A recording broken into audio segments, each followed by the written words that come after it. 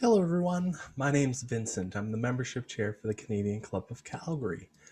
Today we have an excellent speaker, but before we get to his introduction and Susan, I just want to highlight that we're on Zoom, a platform that we've been using during the pandemic to not only host our speakers, but also engage with them.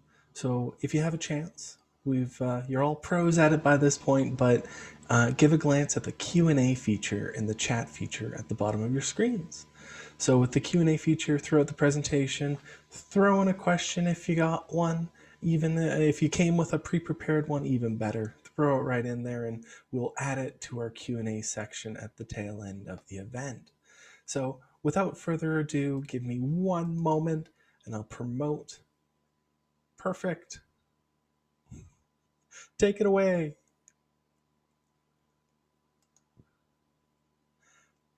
Oh, Susan, you're on mute, so give it one more second. There Hello? we go. Okay, thank you very much. I would like to take advantage of the opportunity to acknowledge the traditional territories of the Indigenous peoples of Treaty 7 and the Métis Nation. We respect the history, language, and cultures of all First Nations of Canada peoples, whose presence for centuries has continued and will continue to enrich our community. Again, I'm Susan and I'm with the board of the Canadian Club of Calgary, and I'd like to take this opportunity to thank all of you for your support in continuing to attend our virtual lunches. You, our members, have been very loyal, zooming in and adapting to our brand new format. You've been very good at it. We have had an excellent attendance rate of many more than 100 members engaging with each of our speakers. So thank you very much for taking the time to do that. And also, we love your feedback. Thank you very much for that. Okay, now to the important things.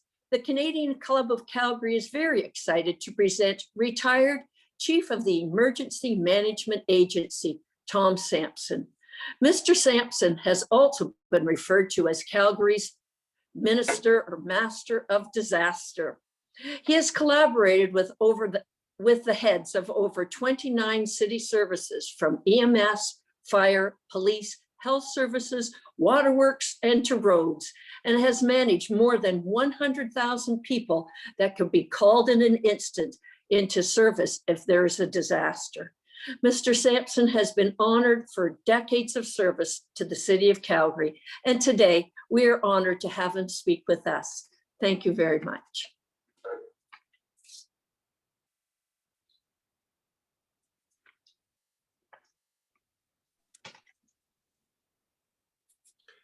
Good morning, and thanks very much for having me. Just a bit of a sound check. Everything sound okay? You are golden, Tom. Oh, well, you might need to check around it, your references to if you think I'm golden. But let's just give me a second here, and I want to share some content. And it says only the host can share at this point in time. My apologies, Tom. Try it now. And I'm going to share my screen, and hopefully that allows me to bring up. Can you confirm that you can see that? I am currently not able to see it. Okay. Oh, we even tested this, didn't we? We did.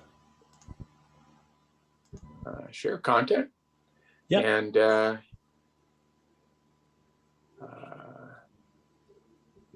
I should hit screen, should I not? Yes, please. Yep. If you hit screen, it should then pop up.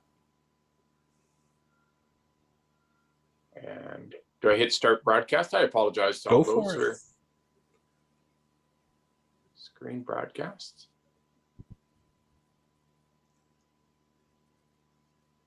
There we go. Yeah. Well, I'm hoping that you see. Do you see a picture of the Emergency Operations Center? We do indeed. Oh, that's great. Well, thank you so much for having me, and I'm honored to be with you. And I love the fact that you play the anthem at the start, and that you recognize the lands that we sit on. I think it's a wonderful thing. So allow me to just fire along through and give you a bit of a talk about some of the things that I've learned, not only about being chief of the Calgary Emergency Management Agency, but being a resident of Calgary for over 35 years, but always involved in emergency in some way, shape, or form. And I was thinking about it the other day.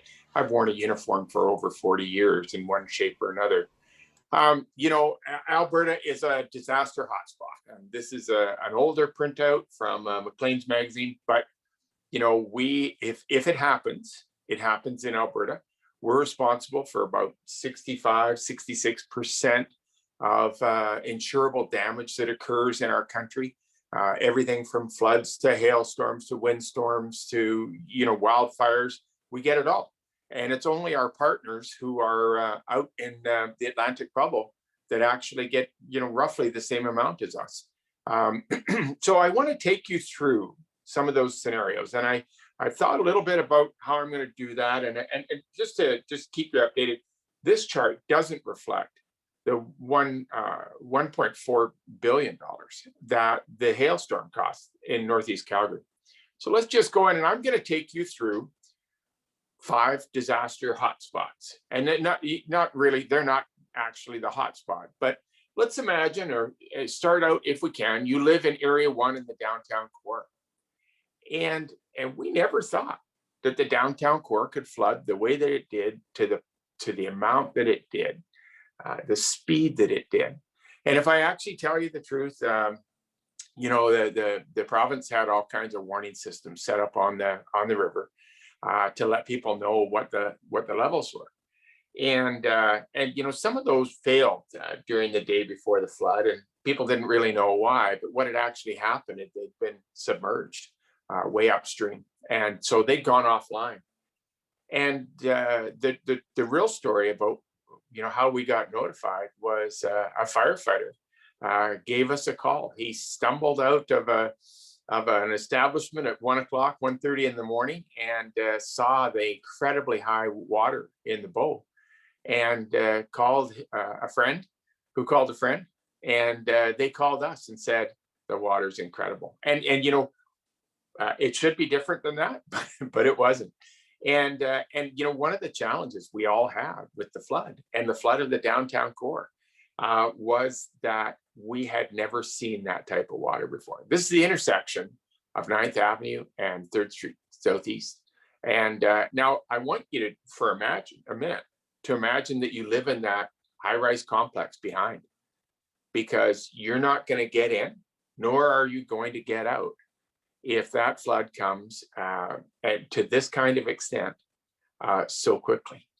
And so part of my talk to you today is to talk to you about how to be prepared and how you might fall into the trap of complacency, because that water might be coming is not a big story. Once the water arrives, it's a huge story. And we never contemplated with the 2013 floods. I mean, we'd seen maps of how bad it could be. In fact, we got those maps in the fall of 2012, and we immediately, I was actually mandated to not tell anybody about the maps. It's secret.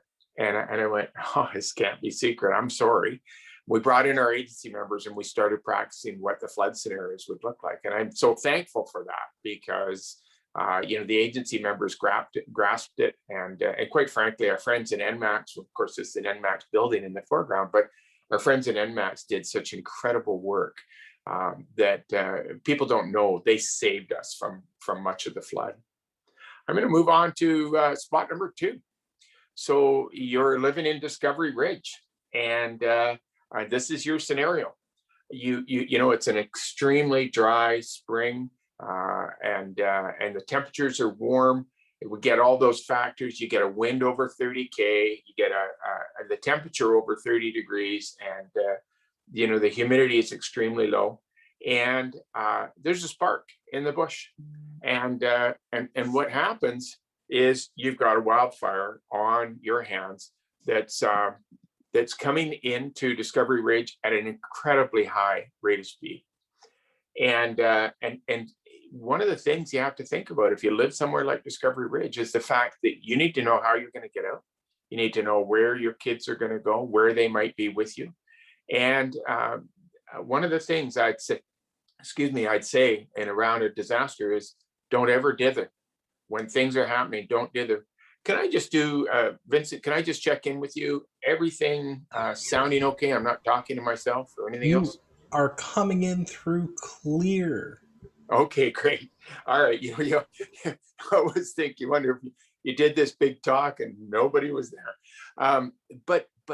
So this kind of thing, we're very worried about places like Discovery Ridge, places like North Glenmore, the Fish Creek Park. Those kind of areas can get very dry, and as a result, fire can move incredibly fast. We all think that we'll just get in our car and go, and that we'll be good. We'll talk more about that in a minute, but sometimes there's a number of factors that prevent us from just getting in the car and going. Let's go on to area 3. You're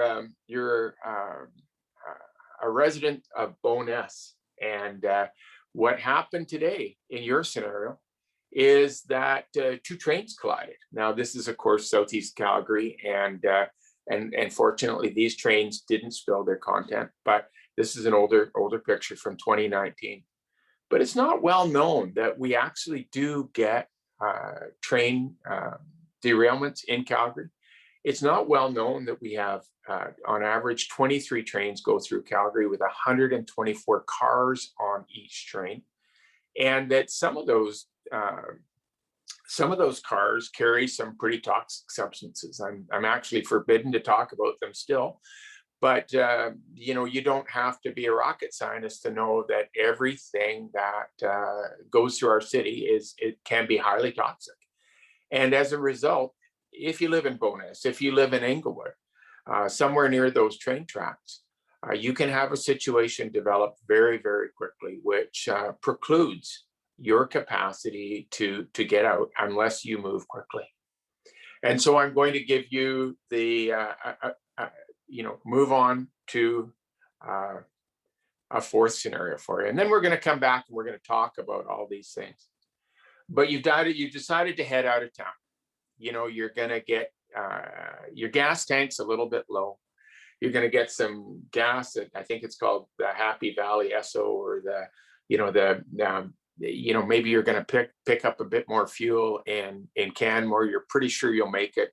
You've got your dogs, the kids in the car, whatever it might be, your best friend, and you're headed towards the mountains, but it's snowing hard, and suddenly there's a massive pileup in front of you. The wind's blowing, and not only is that pileup in front of you, it's also behind you, and the snow is so deep on the side of the roads that you're not going anywhere.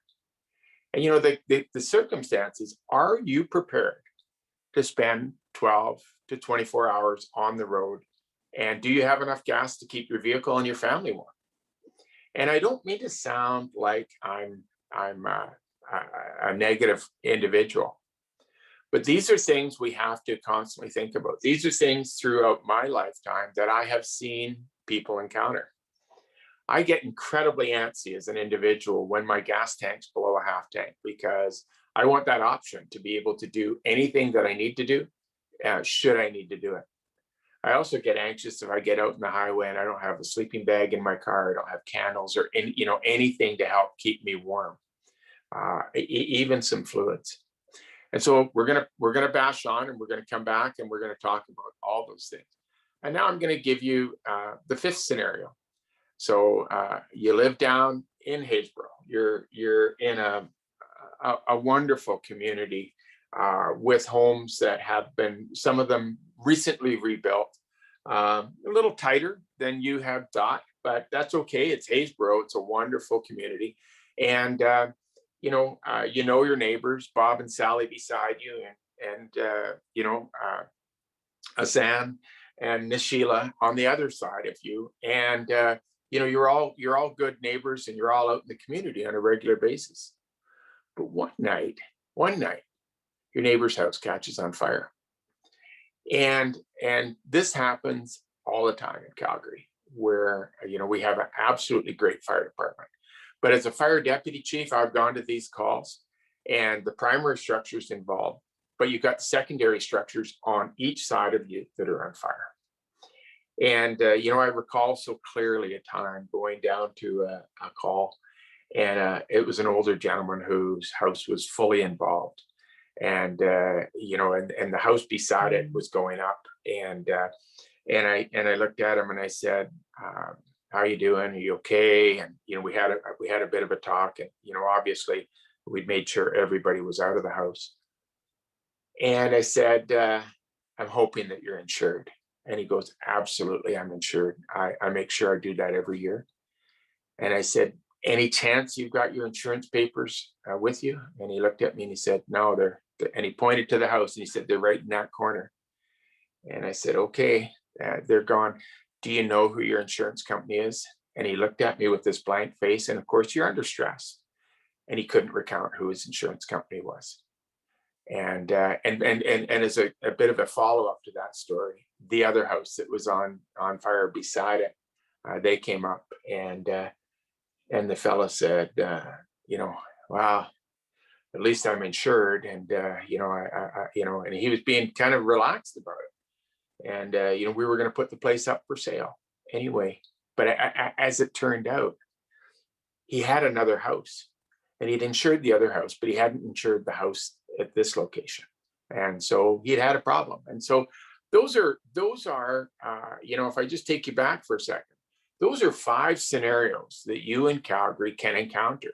And I could pick off 9 or 10 others that would, a fire on Nose Hill Park, or a tanker that derails on Glenmore Trail. And in emergency management, we do exercises on that. I don't know whether you ever knew this, but on Highway 8 over the Glenmore Trail, we actually have a reservoir underneath the bridge that can hold all the fluid out of a B-train tanker. So that's a big truck hauling 2 loads of fuel could actually have an accident there and not contaminate the Bow River or the Elbow River, excuse me, or Glenmore Reservoir. So I just, we work on a regular basis. It's ironic that we're meeting today because I happen to touch base with my friends in emergency management, my former staff, and they're working through an all-day exercise today on flooding again. Notwithstanding the fact they're incredibly busy on the pandemic, they're working on flooding today, and they're having an entire agency exercise, putting everybody through their paces. Because not just like you, where you encounter new people at the bank each time you go in, or whatever business you might frequent. We encounter new people in our agency on a regular basis, and we have to stay practiced and stay fresh. I'm just going to move on, and so I won't labor on this one much, but this is a situation where you need to know the risks that exist in your community. You need to make a plan for how to deal with those, and you need to get a kit that helps you do that. And one of the core questions is, could you leave your house in 3 minutes if you had to? And if you had to leave your home, would you have the things you needed in order to move along and get somewhere safe? And so I'm going to come back. I'll keep coming back to some of these things, but you need to ask yourself that on a regular and routine basis. When I'm away, for example, I know that one of the risks that I have is I love to ride my bike. And one of the risks that I have is that a car might hit me from behind. But when I'm away and riding somewhere, if I have my daughter, who coincidentally has Down syndrome, if I have my daughter and my wife with me, and suddenly my wife and I go missing, who does my daughter call? And so every time we go somewhere, we think about those risks. We write a list of who she can call. And I will ask, even a stranger, I will ask somebody who looks, a bit more, a teacher or somebody else, hey, I'm staying in a complex just like you are. If my daughter had a problem, could she come and talk to you? And I actually do those things. And you'll be shocked at how many people say, you know what, we've never thought of that ourselves. Could our kids come to you in the event that we had a problem while we were here? And so I want you to think about those things. You know, we do this every day in our community. When you walk across the street, you assess the risks. When you get into a car, you buckle up because you know that's inclined to save your life. What I want you to do is just take that a little bit deeper. And you know, I think maybe you don't want to be as bad as me. You know, I'm that guy who, when I stand at an intersection, I actually stand back 2 or 3 feet. I try and stand behind a post. I'll walk down beside a building rather than walk in the wide open, because at least if I have a building on one side, I'm well covered. Before I walk out into a parking lot, I scan a parking lot to see what's out there. Now, you know, I've had in my past some inherent risks and people who didn't care for me. And you know, when you're in emergency services, that happens. You know, I've testified in a few murder trials and those sorts of things. And so, you know, that's one of the things that you do. You kind of develop this sense of awareness of where you are and what's going on. I really think, though, we spend the majority of our time in our house. And the importance of a household emergency action plan, and by the way, this is downloadable from the calgary.ca, the city of Calgary. And it goes through, and if you note right on the front, on the left there, it says our address, our phone number, and it encourages you to make a map of your home and to discuss with your children how they'll get out. There's so many people who will stay somewhere and think that the only way out is the door that they came in on. And I can tell you that the way that most houses are constructed with drywall, you need to be able to think laterally. I can move from the bedroom on the top left of that diagram to the bedroom on the bottom left of that diagram by going right through the wall. It's a little bit harder. It, you know, would take an adult to probably kick the wall in, but you can actually do those things and you can get yourself to safety. And you need to have those discussions with your kids that they know once they do get out of the house where they're going to go. We like to have friends that are close by that everybody knows you can go to. And then we have contact meeting people that we can talk to that are further away, right? So in case my whole community is involved. So that's the question. If you had 3 minutes, could you leave? And do you know the emergency numbers? Do you know, have a contact list? I live at Chestermere and I live on the lake.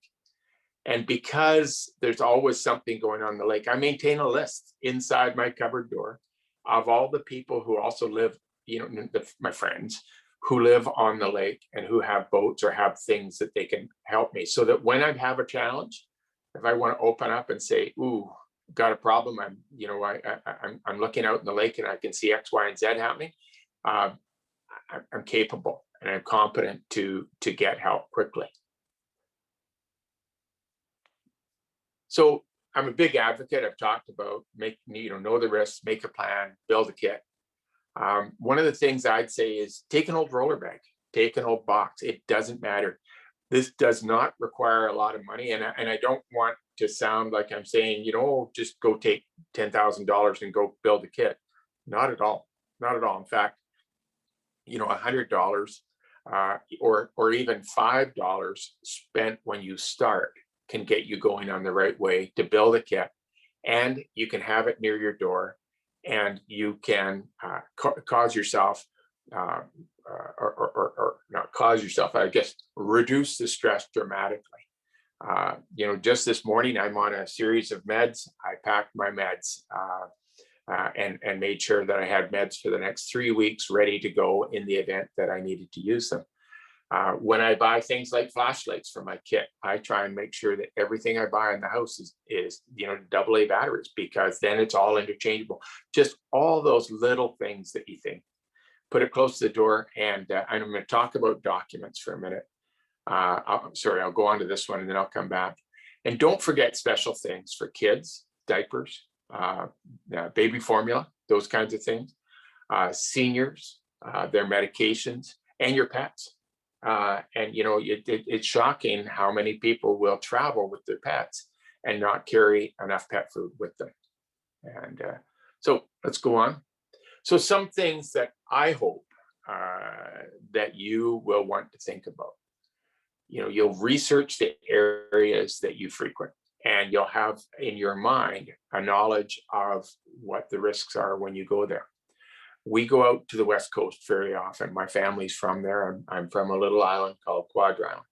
And one of the things that I'd say is I am thankful every time I pass through back into Alberta that I'm out of the earthquake zone. Because quite frankly, the earthquake capacity of BC is incredible. And the BC system isn't currently capable to help the public the way that the public expects that they would be. And so you need to research those areas you're going to, and you need to have a plan, and you need to know how you're going to get out, or how you're going to survive in the event that the system ostensibly collapses. You need to think about talking with your whole family about your planning, and what you'll do and where you'll go. You need to have copies of your important documents. And I'll just go into that. Just think back to that fire that I told you about, and think about not knowing who your insurance company is.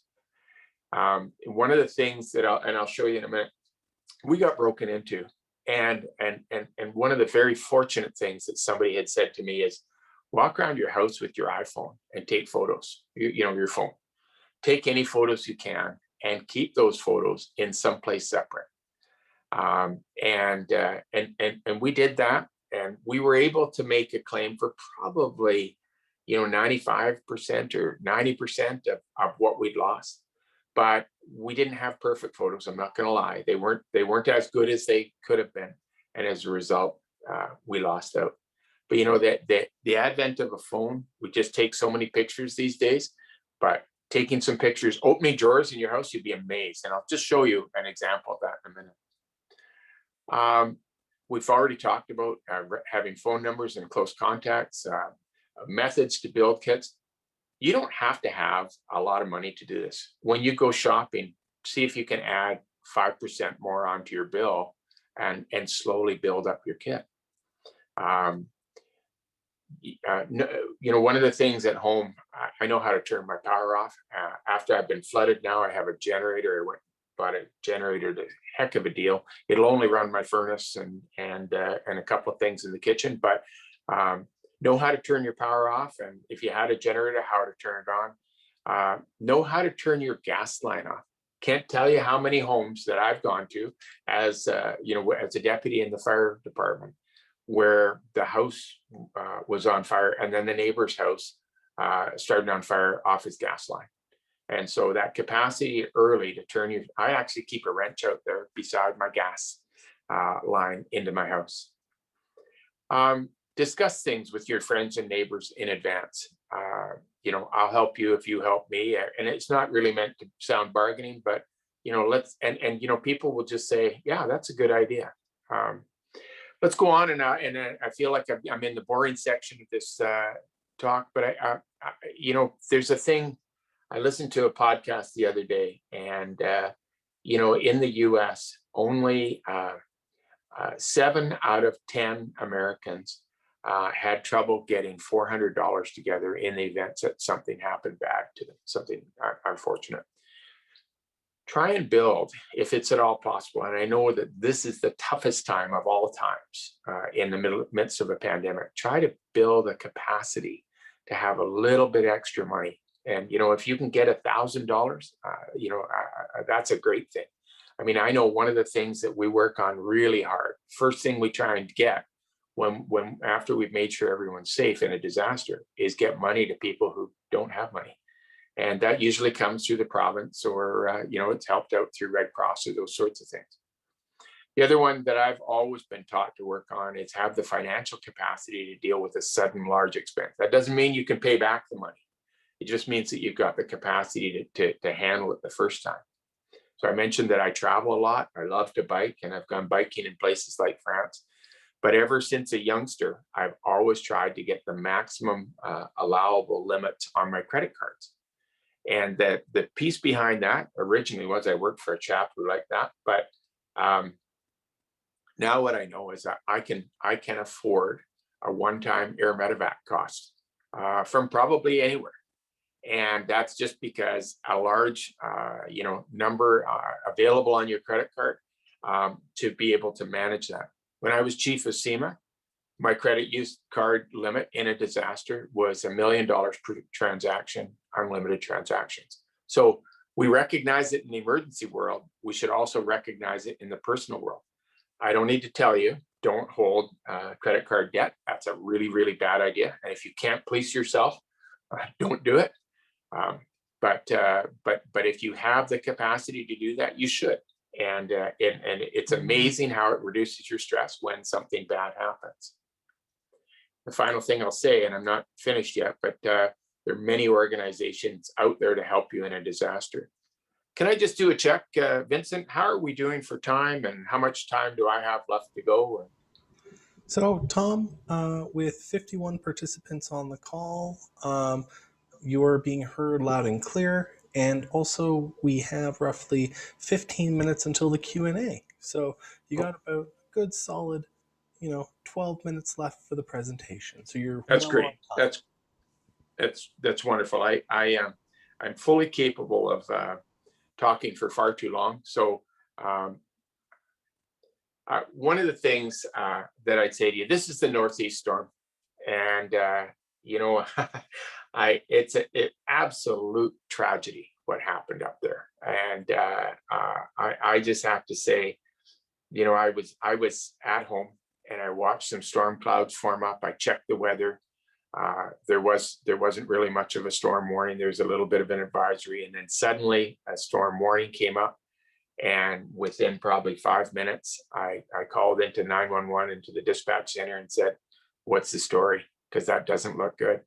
And they said, "We're getting pounded." And insurance is incredibly expensive. I think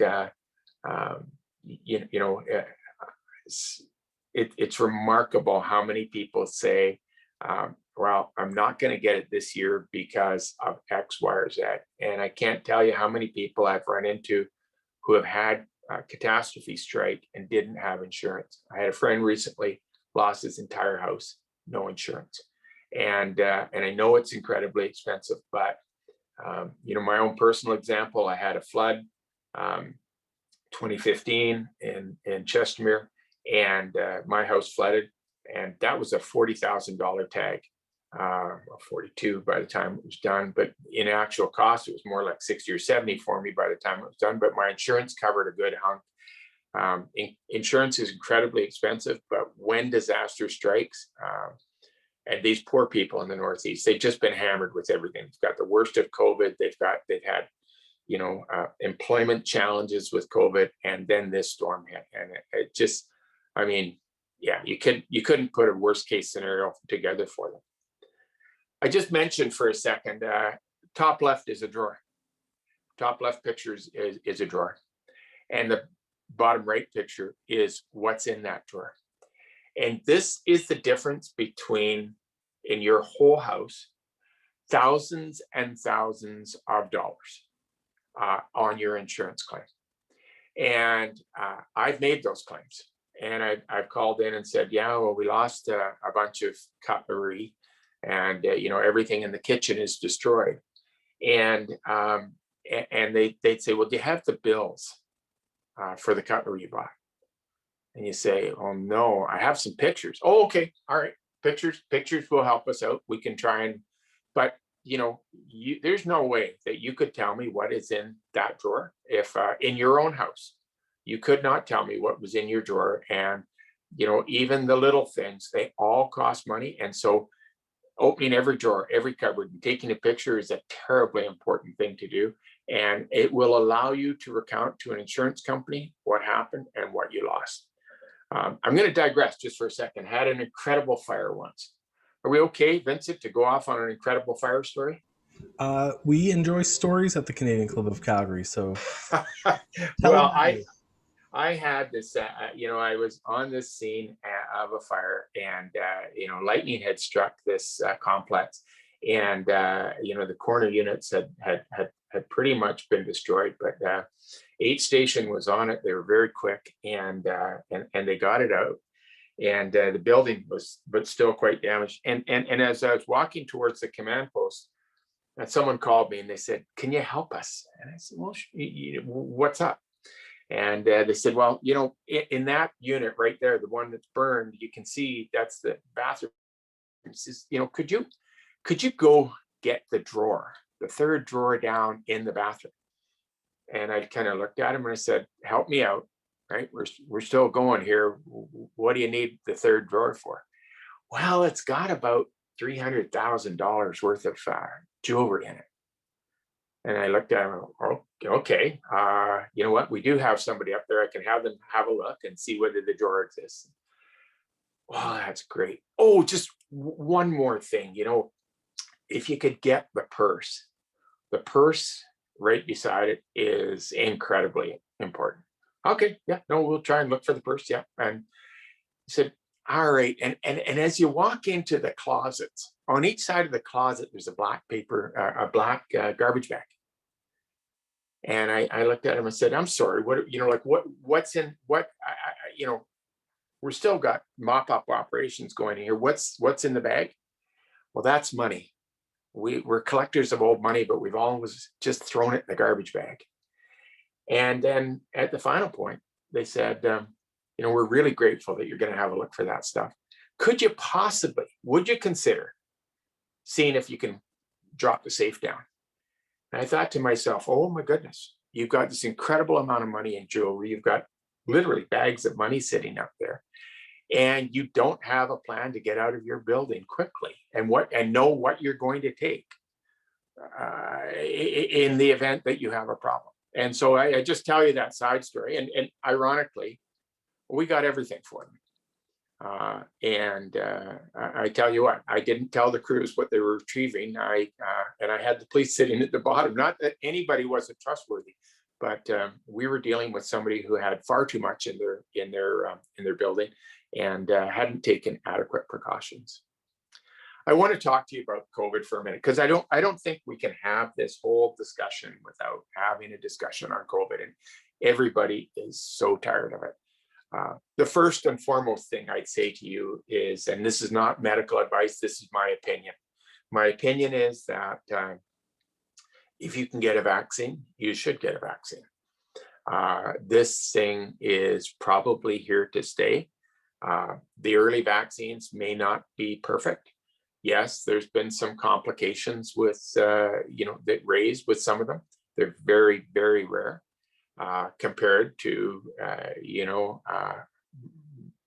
my associate, who is still sitting in hospital today, 54 years old, still sitting in hospital today with COVID, and he went in 2 months ago, and so and normally a healthy man. So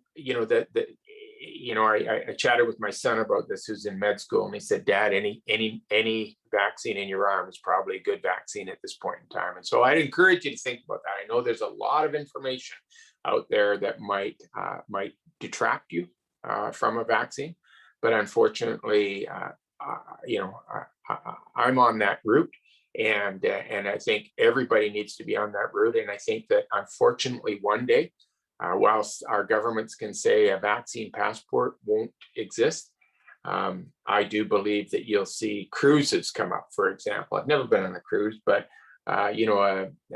cruises will come up. And if you're vaccinated, you can join the cruise. If you're not, you can't. Or the US is saying right now, if you're 14 days after your second vaccination shot, you can join with others in larger crowds. Please wear a mask and please keep your distance. But they're changing the rules for people who have their vaccines, and I think that's a natural that we're going to see. And unfortunately, and I don't mean to get into any of this. There's lots of information out there. Some of it's fairly biased, and maybe I am too. But I'm a believer in the vaccine.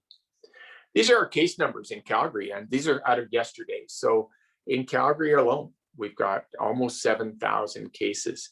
We have, unfortunately, let the horse out of the barn in the last couple of months. And, we're tired. We're tired of COVID. We're tired of what's going on. But it wasn't that long ago that we had numbers lower than Edmonton, and now we're almost double the numbers in Edmonton. So the real line that you need to look at is the active cases in the community, 15,149. That is, approaching a new high. You look at the hospitalizations, and we currently have 420 hospitalizations and 92 in the intensive care units. The problem is that whilst the second sort of or third wave, with the variants, third wave with the variants is infecting more people, maybe not as badly, but we haven't yet seen the hospitalizations come out of those yet. It's going to be 2 to 3 more weeks before you see those numbers really climb. And unfortunately, there's a fall-on impact of that. You start to see elective surgeries canceled, as they were in Edmonton, last March, April, May. You start to see what we're seeing, businesses shut right now, and it's catastrophic for those businesses. And so to stay COVID free, to try and just keep going and avoid, the crowds. And, I heard somebody say the other day, they said, we're going to have, and I'll make up a name, fictitious name, but we're going to have Bill and Mary around. They're really good people, and they've been taking some COVID precautions, so we should be fine. And, I can tell you that an associate did exactly that. Went and got their vaccines on a Friday, and on a Saturday night, they decided to have a couple of friends by. And on Sunday morning, they got a phone call that the friend was had a bit of a throat thing going on, and on the Monday, they were all diagnosed to have 117 variant. So it had spread that quickly. And I'm not trying to create paranoia. This is a problem that we have. These are the variants of concern, and you can see the bottom number there, 8,146. I remember when these were, non-existent. We really didn't have any variants of concern. The P1 variant is staying low. So this is the 117 variant, which is my understanding is, and I stand to be corrected by anybody on the call, but my understanding is that current vaccines address the 117 variant. You can also see on the very right-hand side, it's hard to pull it out, but it's the P1 Brazilian variant. It's very infectious. It's the one that's creating Brazil all the challenges right now. We need to knock that one down. But, this whole, I think I've got another slide. These are, and let me just give credit to Robson Fletcher. He's with CBC, and he has done some absolutely great charts. If you ever want to see what's actually going on, you go to his, you go to the CBC site and what's going on with COVID this week. He's remarkable at the data and the data sets, and I've worked with him. And he's not a friend, but he's a friend of a friend, and the man's remarkable. The red line is the 7-day trending, and of course the dots are what we are by day. But we're headed back up to numbers that we haven't seen in a while, and we're probably going to push through the 2,000 mark per day if we can't get vaccinated faster.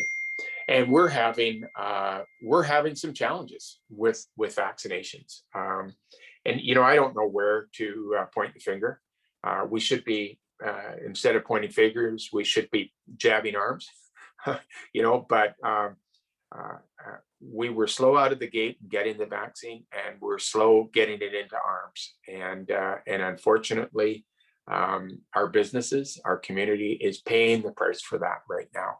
And, and that's why I say to you, if you get the opportunity to get your vaccine, please do. And continue to be strong on the things that you're doing to protect one another and to take care of your community. I think I'm going to leave it there. Just the summary of, know the risks in your area, make a good plan around them, be retentive, be crazy about making plans. I just heard that my sister's logged on here. My sister is the best planner that I've ever seen. In terms of the things that she has ready for an earthquake out in BC. So get that kit that you need to sustain yourself. At the end of any major incident, hopefully this is the claim that we can make. And this is out of the Calgary floods. We lost some stuff, but we gained a community, and thank you. And so thanks for having me, allowing me to talk with you. But I'm more than pleased to answer any questions that you might have, and to go anywhere that you want to go. Thank you, Tom. So one moment, I'm going to stop sharing. I'm going to add Sally to the conversation. Okay, thank you, Tom. Hopefully you can hear me now. Thank you for sharing your fascinating stories. The only problem, I think, with your talk is that we simply didn't have enough time to go any deeper, because I'm sure you'd have endless stories. Some of us may have experienced devastation here in Calgary, but you've handled all of them and kept us safely under your wing. You've taken care of us for 35 years, which is longer than any other person in a similar position right across the country. We're truly grateful for your service and hope that your retirement will be much calmer and much less exciting than it was on the job site. Thank you so much for everything that you've done for us. Next month. Thank you. And it's very nice of you to say that, but quite honestly, you gave me a great living. Calgary taxpayers gave me a great living and a great place to raise my family. So I've been honored. Thank you. Good. Well, we were happy to have you. Now, next month on May 19th, Heather Campbell will be joining us as the co-chair of Alberta's first ever Anti-Racism Advisory Council. Her topic is, Are We Really in This Together? A Racialized Reckoning of Canadian Unity. We look forward to seeing you there. That's May 19th. And now our Q&A with Tom Sampson and our moderator, Vincent St. Pierre. Thank you so much for joining us today. Perfect. Thank you, Sally. So, Tom, I'm going to try to get you to get your video back on. You may have to turn on start video. Anyway, but as we go into our Q&A, we'll have a Q&A for the next 10 minutes till the end of the event at 12:30. We have some prepared questions. So if you have a question for Tom, anything from the flood, 2013, Fort McMurray fires, whatever, what have you, populate it into the Q&A. We're also accepting anonymous questions should you desire it. So without further ado, Tom, I'm going to get to one of my prepared questions. Okay. So there was a debate with the Save Calgary financial program with the city that's seeking to find cost savings for emergencies. And one element, and it was proposed back in October of 2020, was the closure of the number 6 fire hall right on the Bow River. So the one that's in charge of marine rescue and also responding to fires in the downtown core. We seem to be closing inner city fire stations in exchange for new halls on the fringes of the city. And I feel that there seems to, the resource allocation that our city, that our levels of government put towards our, emergency response. Tom, for these discussions of closing fire halls, of all things, on resource allocation and the decisions that are made on supporting emergency response, how did we get to that point? How are we getting to this point? And what should we be doing differently, Tom? It's a really great question, and I guess I'm not a civil servant anymore, and so normally I would say to you, you should talk to the fire chief. But you know what? I'll give you an opinion as a person who knows a fair amount about Calgary. We have this challenge. We have been pushing out the outskirts of Calgary and pushing out, and not sort of with any density. We're just pushing out, and that is very hard to sustain. So we had a big push to have a number of communities added in the last couple of years outside of Calgary, and the servicing of those areas is incredibly expensive. And one of the number one costs that is not just a capital cost for 1 year is the cost to open a fire hall. And you want a fire hall within a reasonable distance of your home, because then you have a lower insurance, those sorts of things. And so, there was that debate that came up. Should we close number 6 and then open, a more distant station somewhere else and better serve the community? Well, the truth of the matter is you probably shouldn't expand out, and you should keep a denser core. And 6 is a busy station. It services the west end of the downtown core. It responds with 1 and 2 stations in that area. It does, as you said, it does water rescue. It's a bad idea to close. And so, and I don't say this, there might be other ways to save money in Calgary Fire. There might be, right?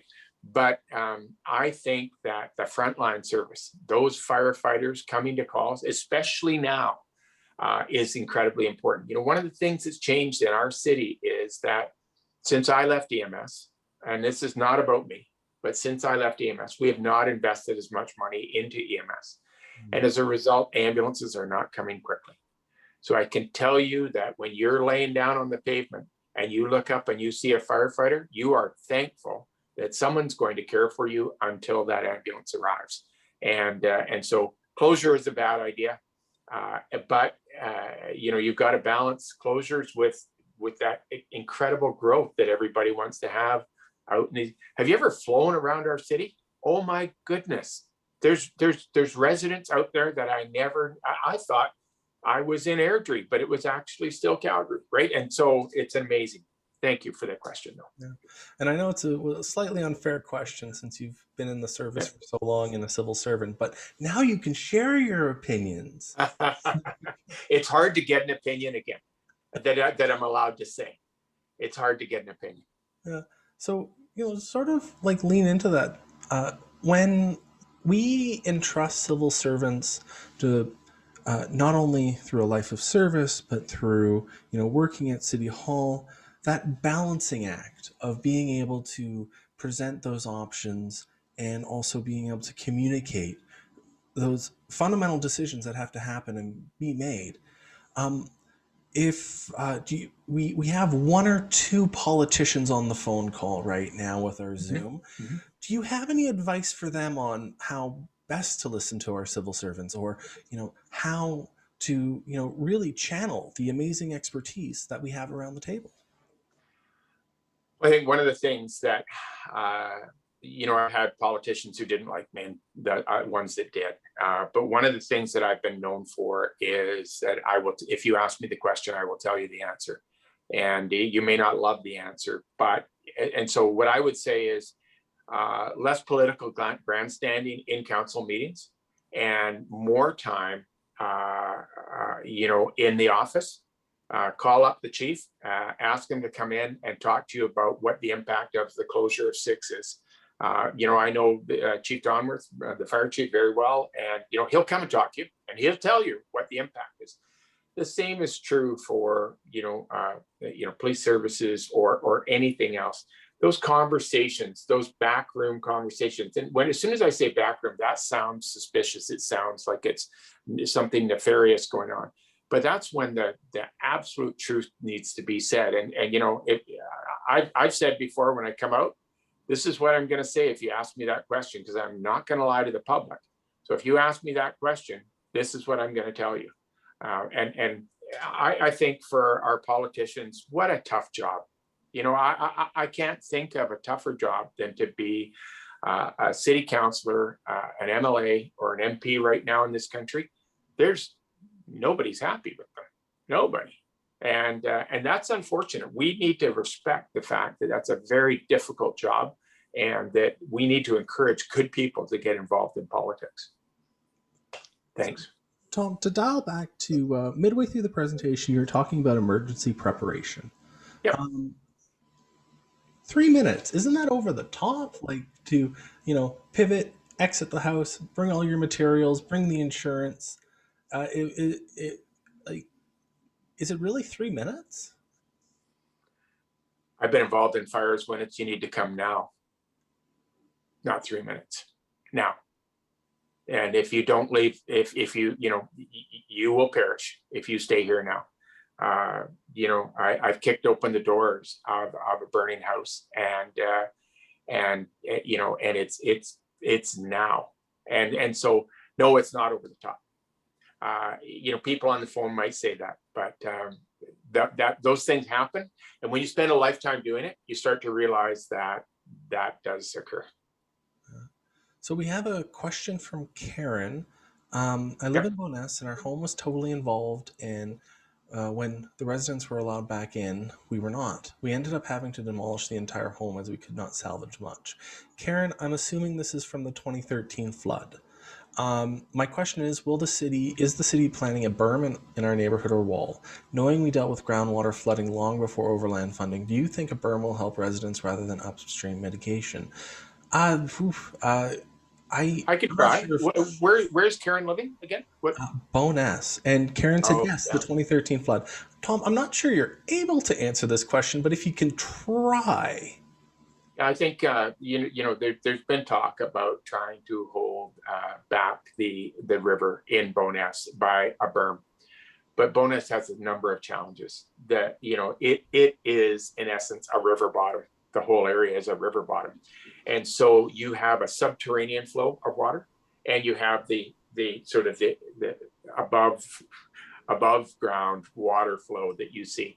And many areas of Bowness, and it's one of the reasons I picked a disaster point of Bowness is, I had friends live down there, and that area, you could not even have water flowing outside your house, but your basement's filling up because the Bow River has just this incredible capacity. When the Calgary flood was at its peak, the water coming down through the Bow River was the same as what goes over Niagara Falls on a good day. And so it's not a wonder that Bowness was a challenge. And if you live in Bowness, you do have to be prepared to go. I mean, we fought the battle of to try and, little known, but there's an essential service provider in Bowness that we needed to keep functional. Otherwise, some lines wouldn't work. And I probably shouldn't go into those, but, we had a real battle to try and do that. And that kind of infrastructure is in the wrong place if you're in a flood zone. But we just got to the point where we don't worry about these things, and we just built wherever it was convenient. If you look at more challenged countries, I'll say developing world, people don't live next to rivers. They move back up the hill a little bit more because they know what happens each and every time. Yet we live in a floodplain, and we expect that it won't happen. And so I'm very sorry for Karen's loss. It's tragic. And where houses were eroded from underneath, they became unstable, and people actually weren't able to get back into their homes because their homes represented a risk just in themselves of opening the door and stepping inside. And so those are real challenges, and we continue to have them in the Calgary area. So Karen follows up with we rebuilt and are back in Bowness. That's good to hear, Karen. Do you think we were better prepared if we had another flood? And I'm actually going to merge that question with another one. Specifically, how would you rate the city of Calgary as well prepared for another emergency, Tom? Yep. So we rebuilt, and they're back in Bowness. Are we more prepared? Yeah, absolutely. Categorically, yes, more prepared. But the big thing is that we need in Calgary is upstream mitigation. So some place to put the water when it comes in incredible amounts. So we had 250 to 300 millimeters of rain in a couple hours, into the whole Bow Valley Basin. That's 35,000 square kilometers of rain, right? And that came through Calgary. And so are we better prepared? Yes. I'm going to fumble on my numbers. I want to say there's 11 dams between Calgary and Lake Minnewanka and Calgary, 9 of which are somewhat controllable. I might have my numbers off by 2, but I apologize. It's been a long time since I've used that number. But One of the things the province of Alberta did after the 2013 floods is take those, the levels of the Ghost Dam, for example, go way down. I feel sorry for the people that live on Ghost because they dropped the water levels an incredible amount. And they've done that all the way down, all those controllable dams, so that our capacity to absorb water, which we didn't really have in 2013, is now there in that whole system. And our government has to compensate those people for that cost of holding water, because water in our system is power, right? And power is money. And especially in the summer, you want to hold as much water as you can, so you can, spring, so you can generate some power, hopefully, right? And so, the motivation is wrong. And so we're better prepared, but we're not going to be fixed on either the elbow or the bow until we get upstream mitigation. And those projects seem to be held up by a myriad of problems that keep on erupting, and we won't get out of that situation until we fix it upstream. Is Calgary prepared? Yeah. So I've left, and I can tell you that the person who replaced me is better than me. And I think that you should always feel good when that's the case, right? Yes, Calgary is prepared. Calgary is one of the more prepared cities in Canada. It gets more than its share of problems, but it also manages them. One of the things that we've realized in Calgary is that, in the event of an emergency, time is money. Time is money. So it costs roughly $10 million an hour to close the downtown core. So if we close the core for, which we did for a major windstorm, if we can work round the clock to get that open at 6 o'clock in the morning versus 10 o'clock in the morning, you can salvage a business day.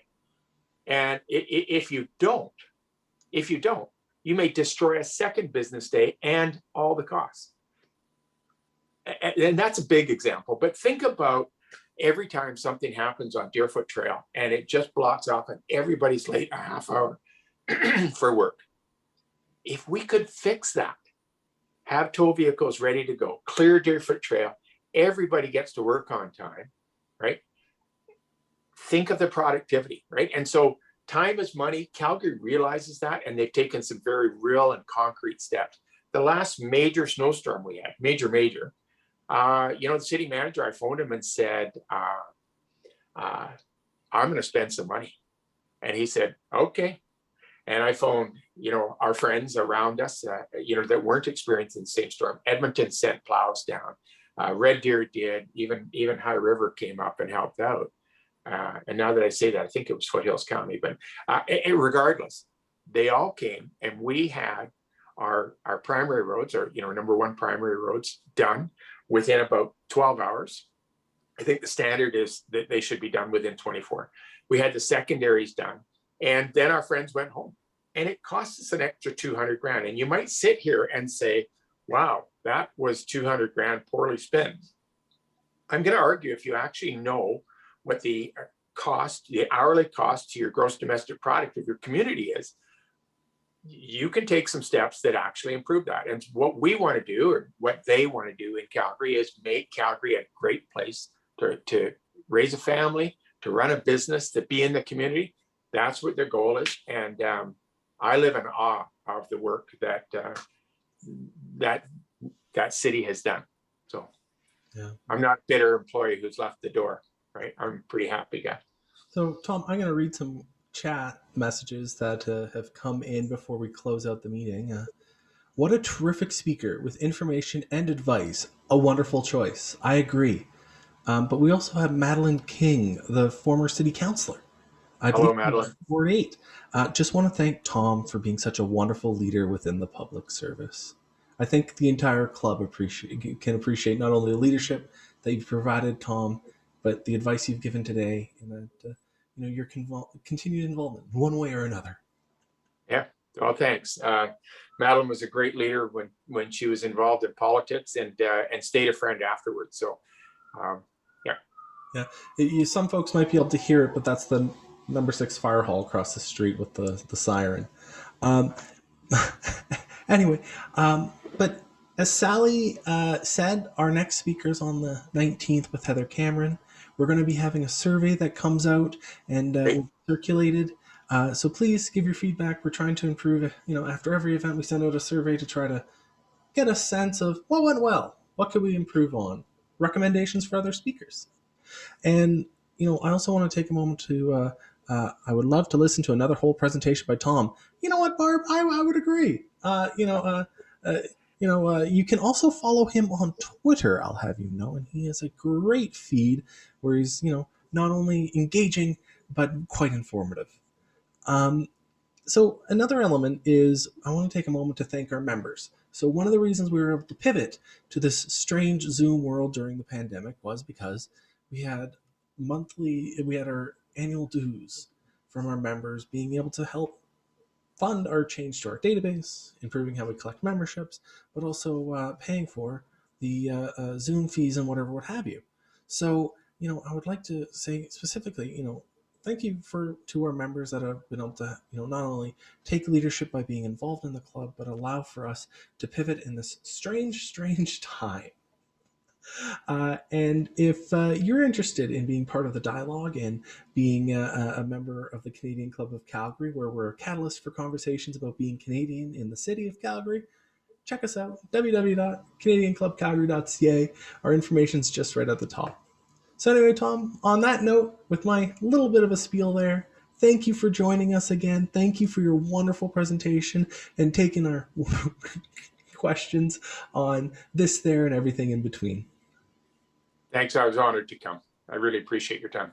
Excellent. All right, so I'm going to hit the end button. Again, expect a survey email in your inboxes, and hopefully we'll see you again next month.